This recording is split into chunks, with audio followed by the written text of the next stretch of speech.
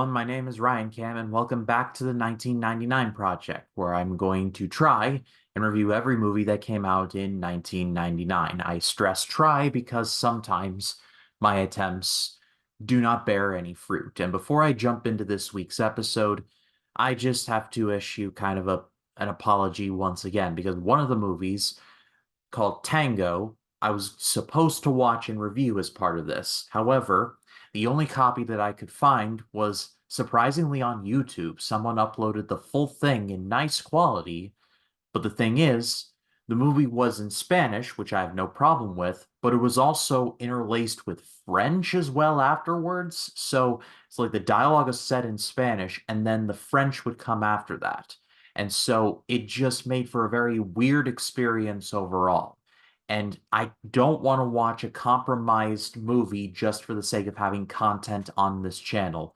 It's not fair to you, and it's not fair to me. So I know I said I would be reviewing the movie, but I just couldn't because the only version of the movie I could find was was kind of compromised. So I do apologize from the bottom of my heart. I do try and earnestly stick to my goal of reviewing every movie from 1999, but sometimes my efforts just come up with snake eyes. So, like I said, uh, we move on from here at a pace. We've got a couple of interesting movies to talk about though this week. First up is a movie that I enjoyed a lot more than I expected, and it involves Brendan Fraser and Christopher Walken.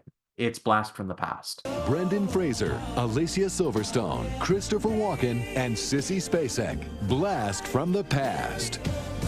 Blast from the Past was directed by Hugh Wilson, the director of the first Police Academy movie, and the man who would go on to direct another movie starring Brendan Fraser later on this year, Dudley Do-Right, which I am not looking forward to watching.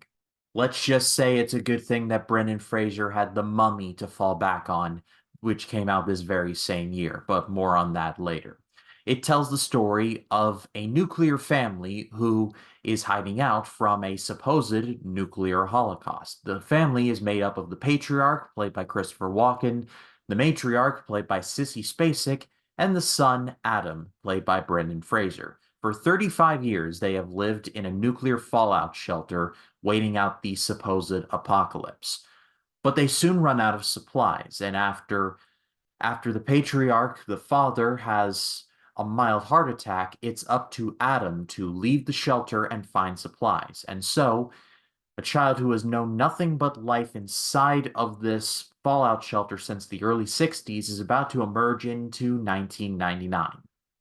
This should go well. The reviews I saw for this movie were surprisingly positive. My friend Rachel from Rachel's Reviews even reviewed this, and she really liked this movie. So I was going into it with a lot of optimism, and my optimism was well founded. This movie was very charming and an overall fun movie to watch. This is a story that has been done before. It's literally a fish out of water. Not literally, but figuratively. It's about a man who is only known like the early 60s, jumping into the late 90s, going from Elvis and the Beatles to Nirvana and Foo Fighters. That's a bit of a culture clash, but the movie is rather charming in how it handles this clash. Brendan Fraser as Adam is legitimately one of the highlights of the movie. He comes across as someone who, even though he comes off as innocent and doesn't really know anything, he knows more than he lets on because he has been taught many things while he has been living underground. He knows multiple languages because his father taught him so. He knows how to defend himself because his father taught him boxing. It comes in handy in a really great scene where he fends off Nathan Fillion and his weird haircut when he tries to move in on his ex, played by Alicia Silverstone. More on her in a minute. It's not like a Fight Club type where they beat each other up, but he bops Fillion in the nose and be like, I think I need to go now. And it's handled very well. But Alicia Silverstone was good in her role as well. She starts off as jaded, but over the course of the movie, her heart slowly starts to melt and realize that Adam is unironically a really nice human. Christopher Walken is good in the movie in the few scenes he has, and so is Sissy Spacek. I love seeing both of those actors, and so seeing them together I thought was nice. Because of the lack of originality, the movie does get knocked off some points. However, the movie has a legit charm to it, and really, I'm going to give this a good rating, like a high good rating, almost great.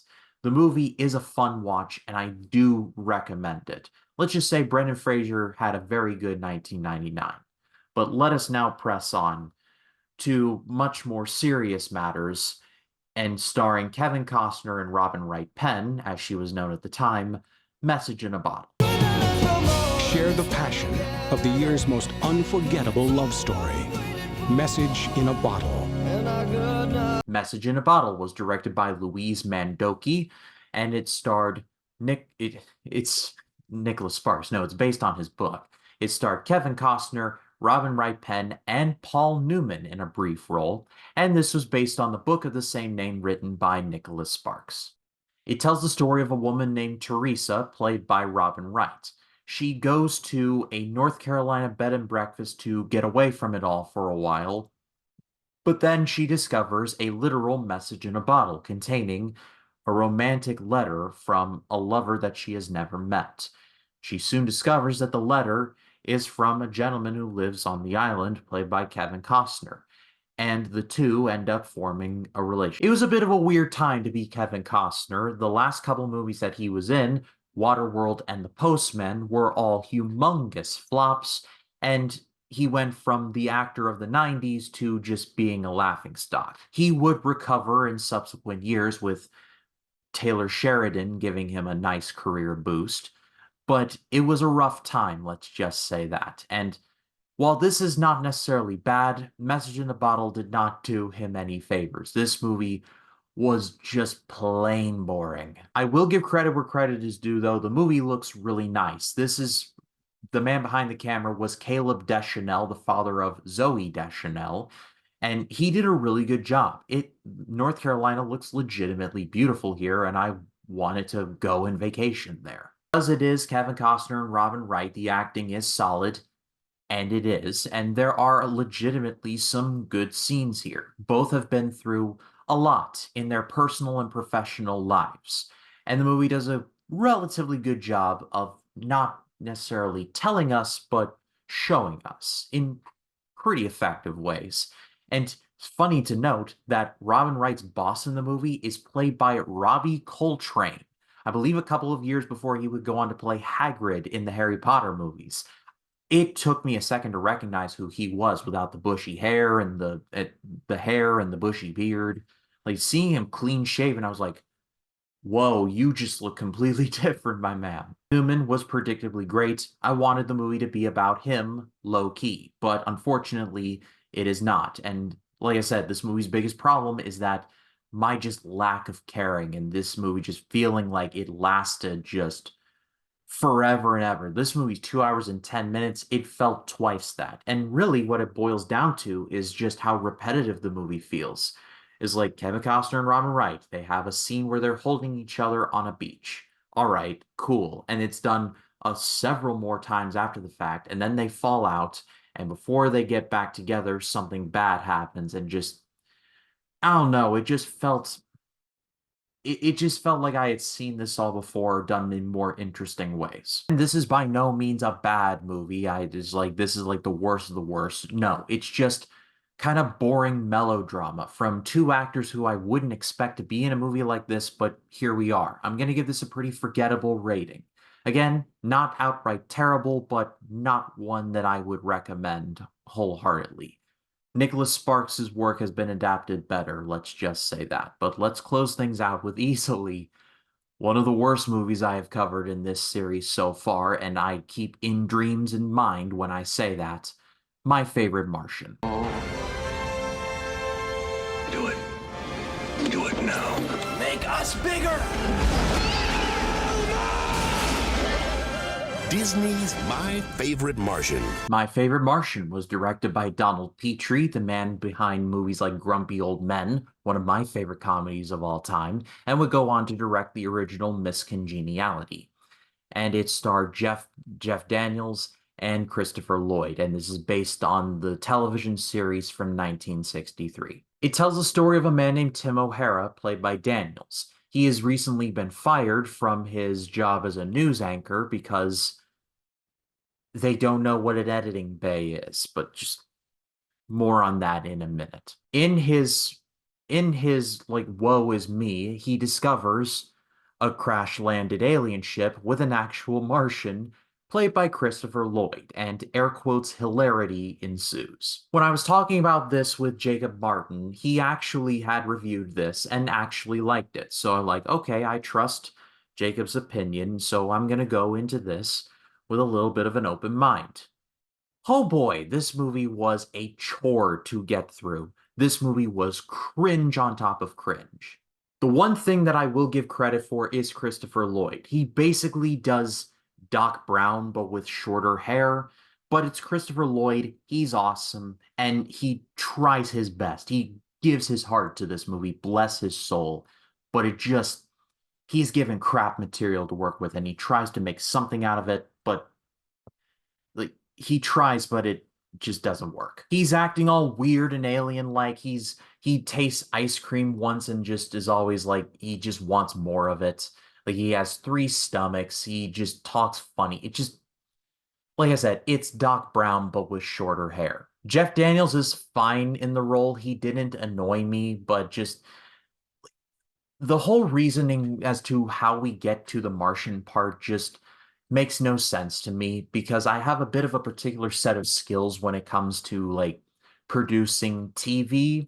I am no expert by any means, but I took several TV production classes when I was going to high school. I have a certificate, so I did graduate from it. And I have produced an episode of TV on a local level. So I have a little bit more insight when it comes to this. Basically, spoiler alert, but Tim O'Hara gets the main character in the movie, he gets fired. It's kind of like it's kind of over a stupid reason because there's a subplot over he's falling in love with a very annoying like anchor who just so happens to be the daughter of the guy who runs the station. It's contrived and it's dumb, but he but because they don't nail it in one take, he gets fired from it. And I was just sitting there like, y'all, if you have like an editing bay, this could be just an easy cleanup and you'll be fine. Just slap a transition on the end of it and you're golden. But no, that's good reason to fire him, apparently. I get why they do it to a certain extent. It's like they're like it's a puppet reason to get him fired, but I was just like, I don't like this. I don't like this at all. Also, there is a lot of very suggestive jokes in this movie, and they all come from the sentient suit. Like the suit that Christopher Lloyd's character wears, like his spacesuit, is alive, and he says some very dirty things to just like he makes a lot of the suit makes a lot of very adult jokes. This was produced by Disney, lest we forget. There's also a moment in the movie where the very annoying anchor is like taped up and like tied up to this chair because the suit did it. And Wallace Shawn, who's in the movie, he works for SETI, the Search for Extraterrestrial Intelligence. Like he's running past and he sees her tied up and he's like, I'm going to give her a little I'm going to see if she knows anything. And it's very disturbing implications. It's somehow less subtle than when Colin Mockery did this. Want a bit of a probe? At the end of the day, this movie's cringe, this movie's annoying, it is horrid. It's one of the worst movies I've covered so far. It's just not fun at all. What did you think of any of the movies I talked about? Let me know in the comments. I'd love to read what you have to say. And stay tuned for next week where I will be covering all the movies that I will be previewing in this because I have all the DVDs and I'm going to be watching all of them. First up is a Stephen King miniseries called Storm of the Century.